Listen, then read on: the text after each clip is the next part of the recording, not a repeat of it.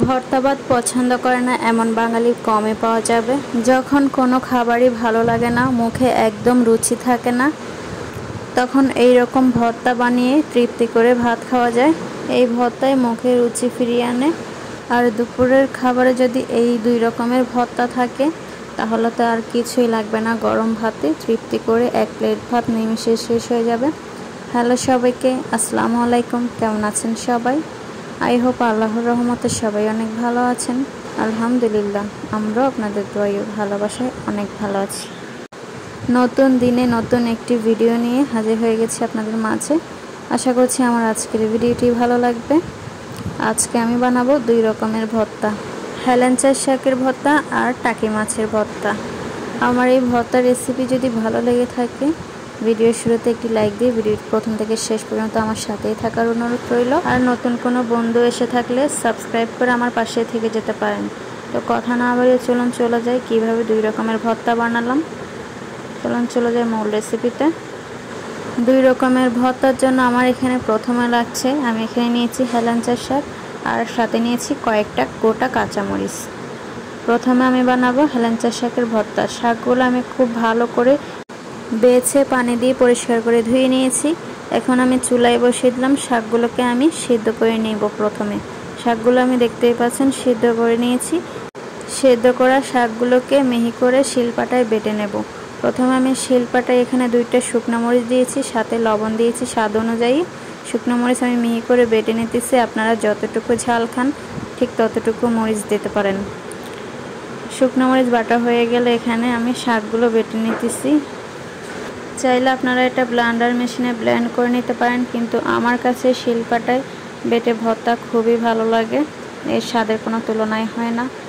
তো একে একে এখন আমি পেঁয়াজও বেটে নিলাম শাকের সাথে। পেঁয়াজ, শুকনো মরিচ, শাক একসাথে মিহি করে বাটা হয়ে গেলে ভর্তায় খুব সুন্দর টেস্ট আসার জন্য এখানে একটু সরিষার তেল দিয়ে দিলাম। সরিষার তেল দিয়ে খুব ভালো করে হাত দিয়ে একবার মাখিয়ে নেব।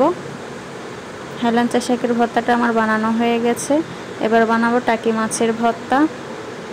টাকি মাছের ভর্তার জন্য এখানে 3টা টাকি মাছ কেটে ধুয়ে পরিষ্কার করে নিয়েছি। এই পর্যায়ে চুলায় কড়াই বসিয়ে দিলাম। কড়াইতে দিয়ে দিলাম সরিষার তেল। তেল যখন গরম হয়ে গেছে এই পর্যায়ে এখানে আমি কয়েকটা গোটা কাঁচামরিচ দিয়ে দিলাম। আর এইদিকে টাকি মাছগুলো লবণ আর হলুদ দিয়ে মাখিয়ে নিয়েছি। এখন তেল গরম হয়ে যাওয়ার পর কড়াইতে দিয়ে দিলাম টাকি মাছগুলো। আমি ভেজে নেব নেড়ে চেড়ে। টাকি মাছগুলো আমি নেড়ে চেড়ে দিয়ে খুব ভালো করে ভেজে নিতেছি উল্টে পাল্টে। মাছগুলো ভাজা হয়ে গেছে, মাছগুলো এই পর্যায়ে তুলে নেব।